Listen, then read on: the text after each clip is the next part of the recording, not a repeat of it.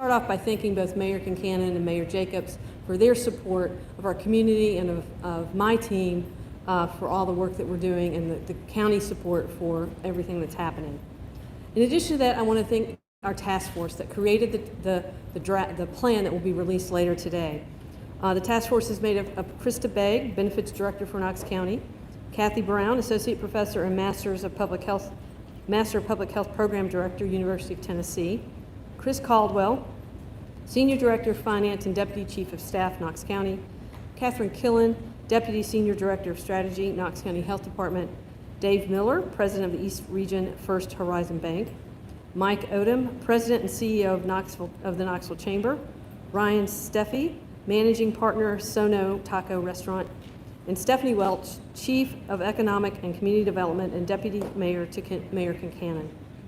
Additionally, I'd like to thank my Knox County team members, Charity Menifee, Director of Communicable and Environmental Disease and Emergency Preparedness, and Michelle Moore, Director of Community Health, for their tireless work to create this document to allow our community to begin reopening. And with that, I will turn it over to Mayor Kincannon.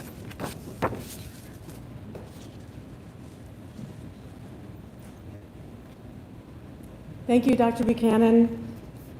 Back in March, we acted early and decisively to close things down, an unprecedented, painful, but necessary step to slow the spread of the virus, to buy time so we, hospitals, social service organizations, first responders, and everyday people could adjust, coordinate, and plan. We had PPE drives, we increased testing, we bolstered contact tracing, our hospitals created a surge plan. We learned what physical distancing means, and we practice it. We learned how to make masks, and we wear them in places where we cannot be 6 feet apart. We learned how to Zoom. While many learned ways to work from home, we also renewed our appreciation for the many people who support essential businesses, healthcare workers, first responders, truckers, farmers, grocery store workers. Most importantly, we flattened the curve. Like many of you, I've also learned a lot about COVID-19, about epidemiology, about why it's good that Knoxville's R0 is less than 1. I've also learned that we have an amazing health department filled with actual experts who do this work all the time. The scale of this pandemic challenge is unprecedented, but they know what they're doing. The phased reopening plan Dr. Buchanan is going to describe to you in a few minutes is based on data, grounded in public health principles, and informed by business leaders. It has metrics that tell us when it's safe to move forward, when to pause, and when we need to go back.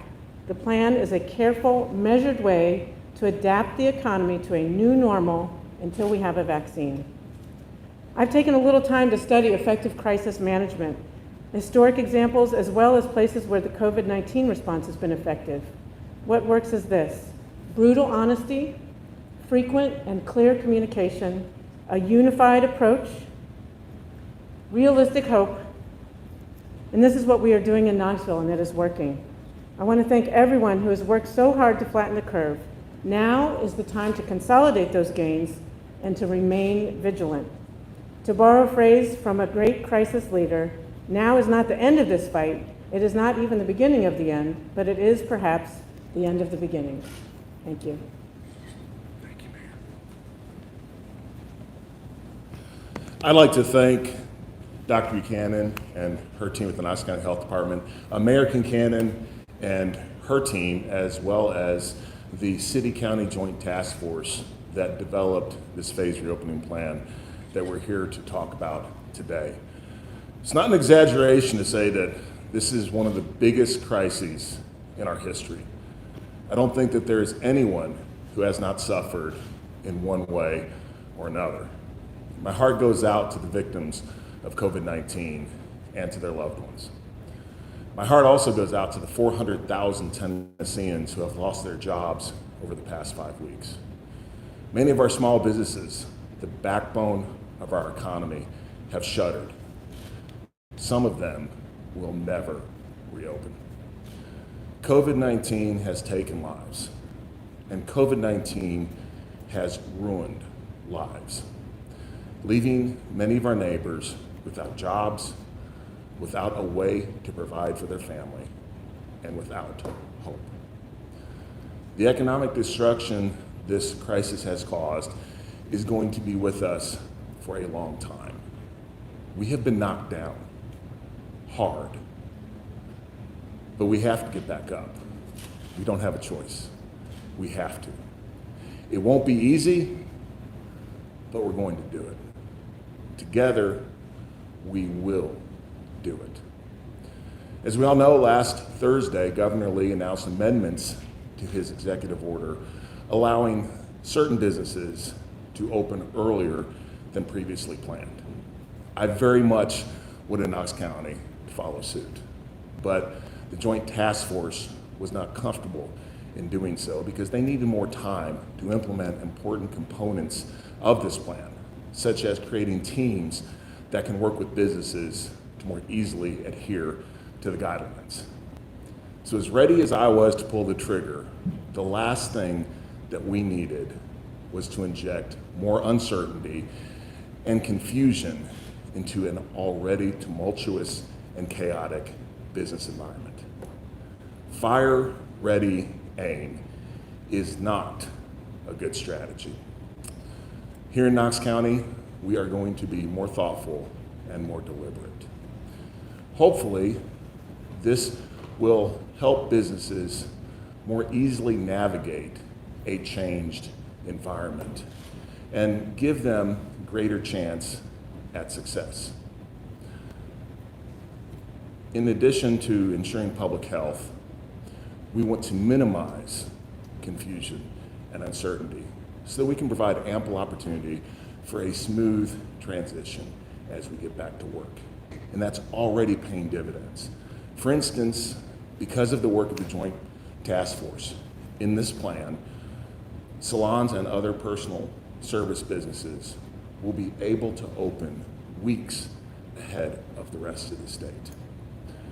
We all want this plan to succeed, but ultimately it is up to us as individuals, organizations, and businesses to make that happen.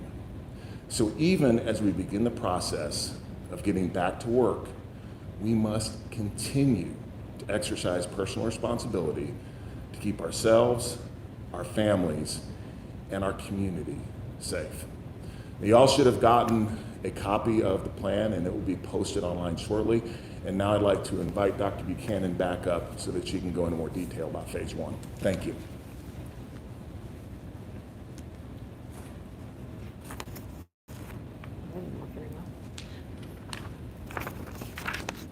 Good morning again.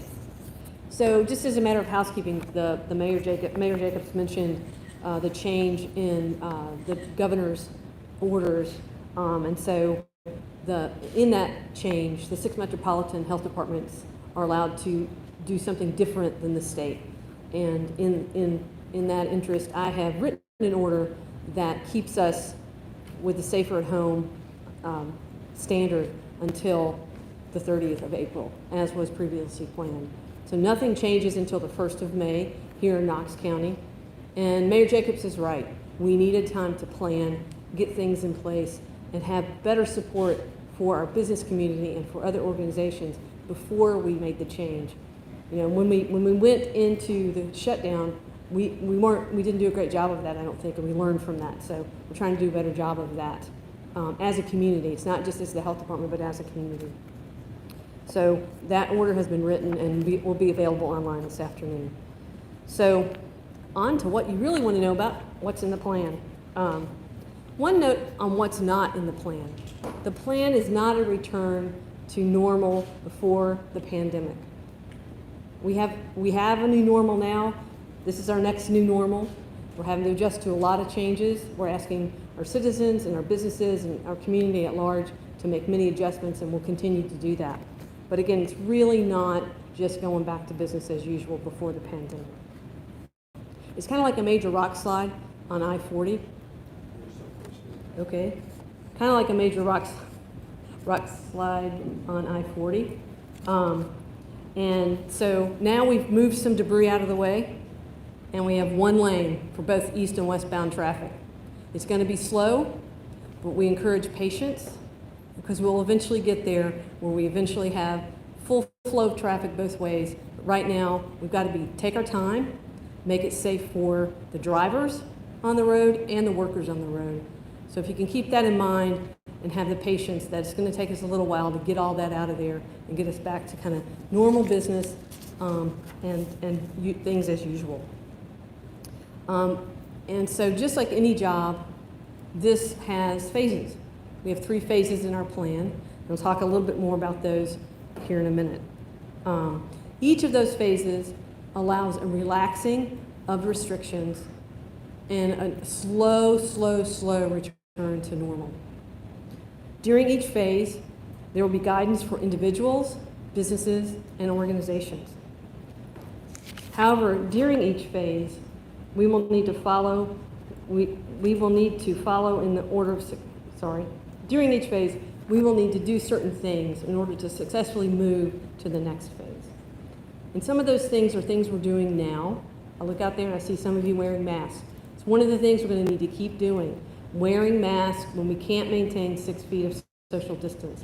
COVID-19 is not gone. It's still here. You still need to wear a mask. You still need to stay home if you're sick.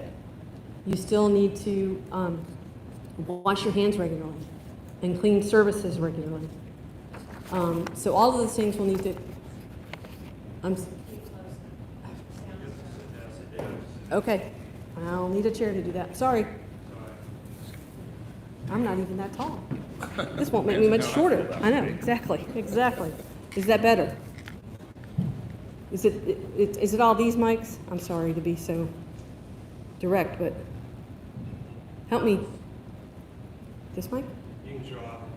Is that better? Is that going to help? We were getting complaints. Okay. That the audio stream wasn't picking up. Okay. I'll do my best. Sorry about that, everybody. So anyway, we're going to still have to keep doing those 5 things. Practice personal distancing, using cloth face masks, washing your hands, sanitizing surfaces, and staying home if you're ill or in quarantine or isolation. Individuals and businesses alike have to look at the plan and decide, based on the guidance and their own risks, how they will implement the recommendations.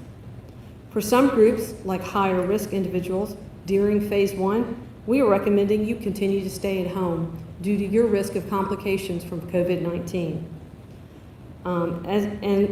as much as possible. Because of risk, we are not opening large venues for group gatherings, again, based on risk. It is important to note that if you were operating under the safer at home order, you will continue to operate with some relaxation of the recommendations to the next new normal and continue some of the old practices as well, like working and meeting remotely as long as possible.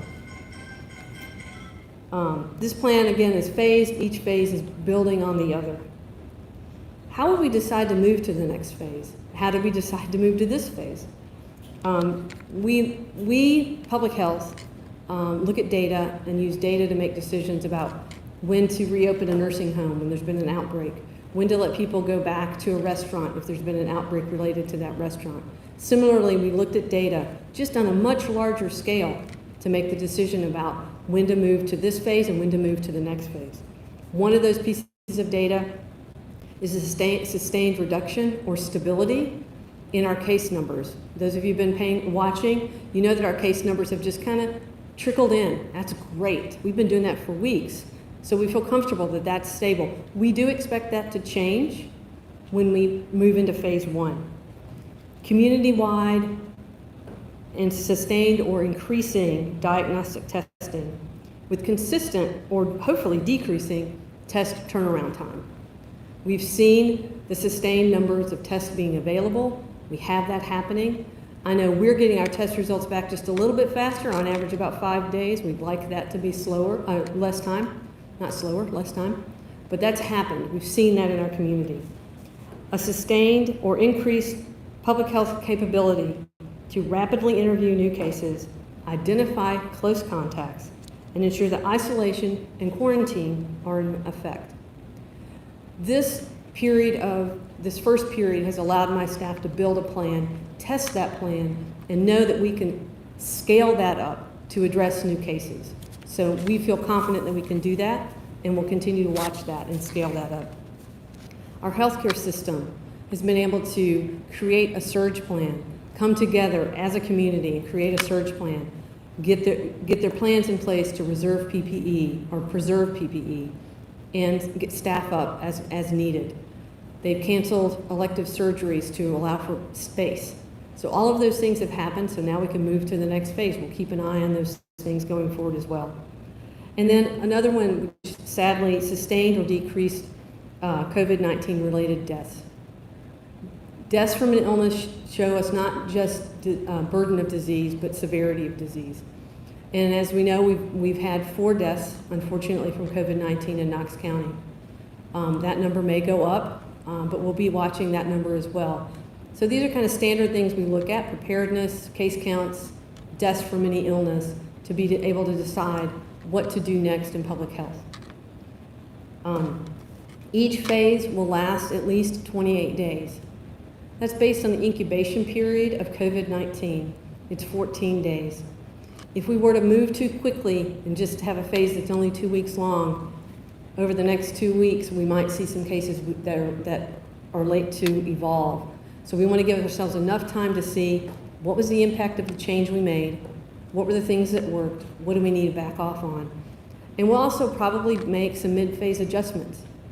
We're not going to just put this in place and walk away. We're going to put this in place and continue to look at the data, share that information with our leadership, with the business community, and get input and make changes as needed.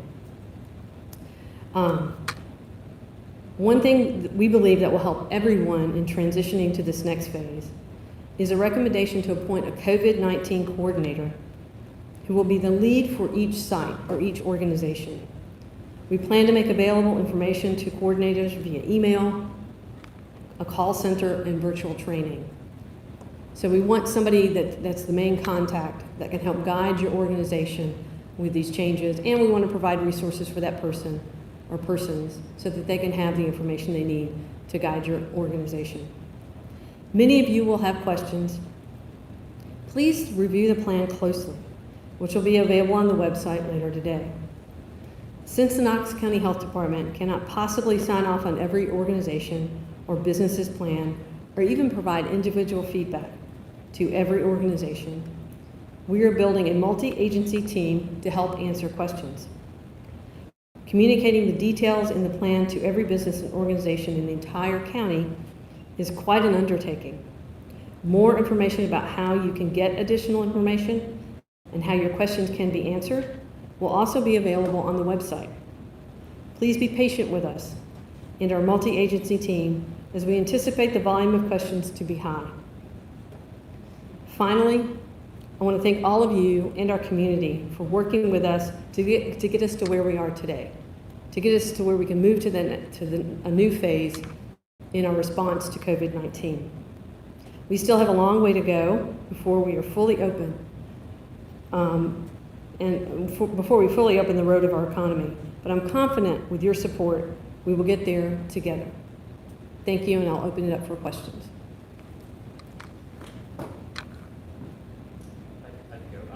Dr. Buchanan, you mentioned this plan for phases, for adjustments that may need to be made. If we see a case spike that is beyond what you might normally expect for a reopening of businesses, is that one of the impetuses for a mid-phase adjustment that you've been talking about, and what might that look like? Sure. So the question is, if we see a case spike, might that be a reason to make a mid-phase adjustment? And of course, it might. I think first what we have to acknowledge is that we have to look closely at that spike. Is that spike because of a cluster of cases in one location where we've been able to contact all of those people, get them in isolation, get them in quarantine, and we know that that's not an indicator of community spread. So it's not just looking at a number, it's looking at that number in the context of how it occurred.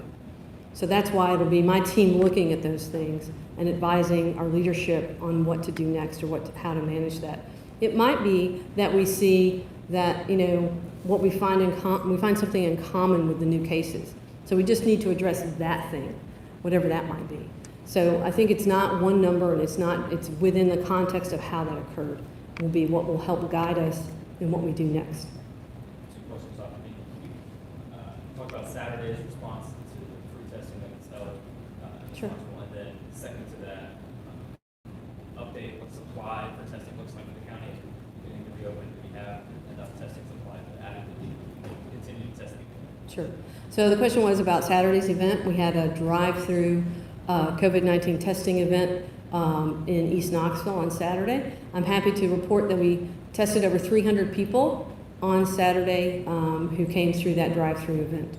And I'm also happy to report at this time we have adequate supplies to do testing through this week. We'll be testing on Tuesday, Wednesday, and Thursday.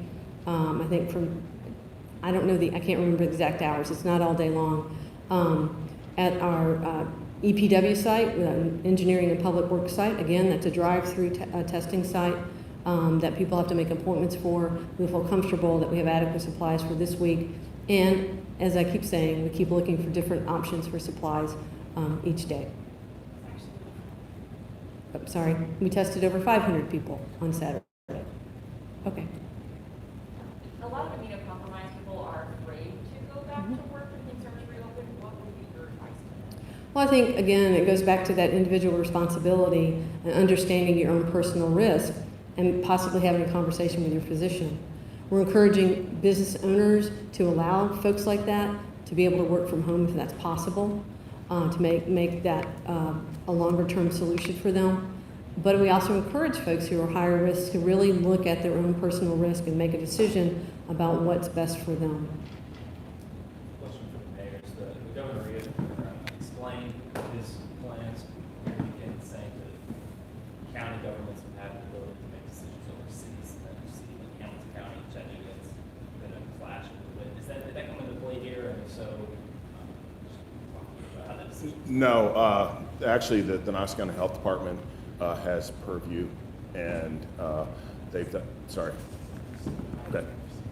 Can you guys hear me? This mic thing.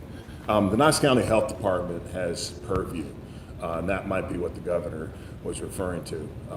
I can tell you that with this particular plan, the city and the county work together on it, along with the health department and along with businesses. I can also tell you that Mayor Kincannon and I both have something in common, and that's we are very concerned about the health of Knox Countyans, and we want to ensure that as much as we possibly can. At the same time, we both realize that we can't remain shuttered, and we have to start moving in the direction of opening things up.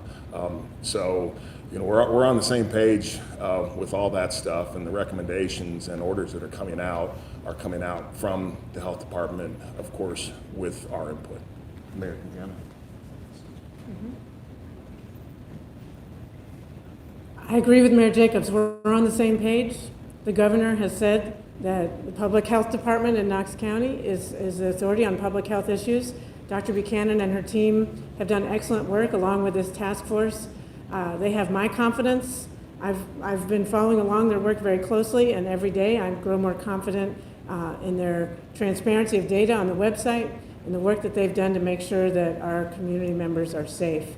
And I applaud their efforts and applaud Mayor Jacobs for working together with the city. And I know that both the city and the county mayors stand behind Dr. Buchanan and will do everything in our power to support the efforts to keep our community safe and also to help our economy reopen in a safe way so we can establish this new normal. So that's where we stand. I think the governor is in alignment and letting our Knox County Health Department lead us together. We're unified. We're on the same page. For anybody too. Going into your plan was logical from the state, just in timeline-wise. How did you go about deciding which business gets open first? Like, how do you decide which one is safer to go to now versus a month down the road? So the way we made those decisions was to look at the inherent risk of that particular place. There's certain places, like for instance, we've left bars closed because the bars are designed for people to gather close together and socialize, and we really don't want that to happen. So within a restaurant, you can have table service, but with limitations, but your bar needs to be closed. They can still have bar service at the table, but not at the bar.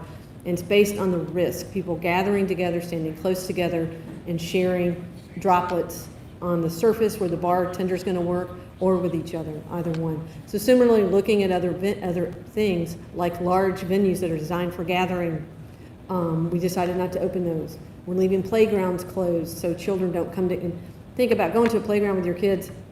There's no way to keep them apart from the other children. So that's how that was made, based on how we know COVID-19 is transmitted and how to protect people. And how are y'all going to make sure, Sure. sorry, that this is working? Like, are they going to be punished for doing something wrong? How are you going to know that people are doing this correctly? So, okay, how will we know this is working? Are people going to be punished? How's that going to work? So we do a lot of enforcement at the health department, and about 75% of the venues we're opening are under our purview for regulation. And we have a lot of tools in our toolbox to help people become compliant. Education is the first step. And so our first step is always to educate. And then we get a little more forceful nudging through the powers that I have as the health officer, a letter that goes out, and then other things that can happen. But usually just education. Nobody wants to be that business that, has a cluster. Nobody wants to be that business. And so people are really willing and want to make this work. Yes, absolutely. In regards to your second question about enforcement, I think that we all have to realize the market is going to do a lot of that too. And if you see businesses that aren't doing something or are doing something that you don't feel comfortable about and aren't doing things that they should do, I think they're going to be punished because people just aren't going to go and word's going to get out, as Dr. Buchanan said. Also, businesses had a lot of input into this plan. They had some really great ideas about things that they could do that no one else necessarily thought about because we're not in that particular business. So that's something else to consider and really thank the businesses that whether they provided input to me that I passed on or worked directly with the task force. It really was a community effort, not only with public health officials, but with all those businesses themselves, because they're part of our community and they want our community to be safe and healthy.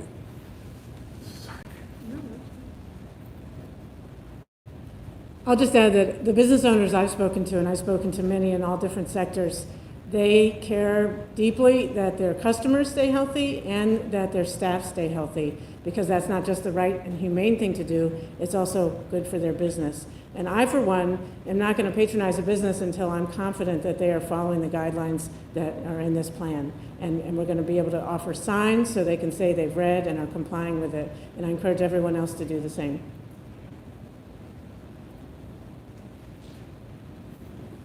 I had a quick, and this would be for anybody, about that individual aspect of this, because you can reopen whatever you like in whatever manner you like. You can't make people feel safe. Is part of this plan to build confidence among the public to feel that that is okay to do this as we get deeper into the spring and summer? So the question is about people feeling safe returning to businesses and getting back out to some activities that they haven't been doing. And the short answer is yes. Part of this plan is about helping create guidelines that encourage people that it's safer to be out. Requiring, in some instances, requiring masks. And if something can't be done while wearing the mask, then that service can't be offered. It's the little things like that. And the other thing is to really consider yourself and consider the people that you're interacting with to potentially be infected with COVID-19, whether they're sick or not, and taking measures appropriately. And that's why we still have to wash our hands, we need to wear face coverings when we're in public. If we can't maintain social distance, we need to social distance. And most importantly, stay home if you're sick. I know we're all ready to get our hair cut or whatever it is, colored, dyed, whatever it is you do to your hair. But if you're sick, just wait a little while. And don't put your beautician or barber at risk by making that choice. I've had a chance to look at through this very carefully yet. What are the capacity restrictions? So the question was, what are the capacity restrictions? The capacity restrictions are based on maintaining 6-foot distance and somewhat based on the types of activity as well. So they vary by location and by industry. But the 6-foot rule remains, acknowledging that, in a restaurant, you don't have 6 feet between people at a table, and acknowledging that that's part of reopening, but encouraging restaurants to have 6 feet of distance between those tables. So it does vary by industry and by activity. So it's not going to be half capacity and whether. So I encourage you to look at the plan because it varies. And so I don't want to try to get into that level of detail. If there is a specific, something like half capacity for retail businesses, restaurants are easy because they have, specific number of seats they're licensed. But like for a retail business, if there is a capacity restriction, how would that come? Well, so there are 2 ways to limit capacity. One would be based on fire marshal occupation, which every building has that. And also to encourage, in some instances, we're encouraging fewer than 10 people to be in the facility. In some places, it's 50% of your fire marshal capacity. In some places, it's 50% of your seating capacity. So it kind of varies depending on what kind of service you are and kind of how big your business is. I know it's hard to predict, but a lot of people are wondering, how long am I not to wear a mask in public? How long will I have to socially distance? Have an answer to that? That's a great question, and for several more months at the least. COVID-19 continues to circulate and will continue to circulate in our community, and we all need to protect ourselves from getting sick, and those are really easy ways to protect ourselves that we know work. And so we'll have many more months of social distancing and recommendations to wear masks when you can't social distance. Do any of these recommendations have any bearing on the University of Tennessee, which formed its own task force about getting people back on campus, and we're coming up on a time of year when that would normally be happening? Sure. So the question is, do these recommendations have any bearing on the University of Tennessee? The recommendations for the University of Tennessee and other similar institutions is that they follow their statewide guidance. So statewide, higher education has a plan for how to do that. So they'll be following those statewide guidances. In addition to that, there still are some executive orders from the governor that are still in place that people are going to continue to need to follow.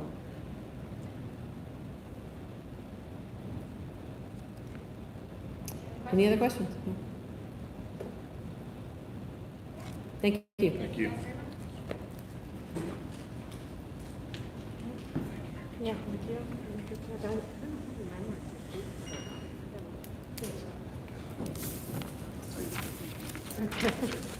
Thank you, Dr. Buchanan. Thank you, guys. Really appreciate it. Thanks. So we'll be in touch.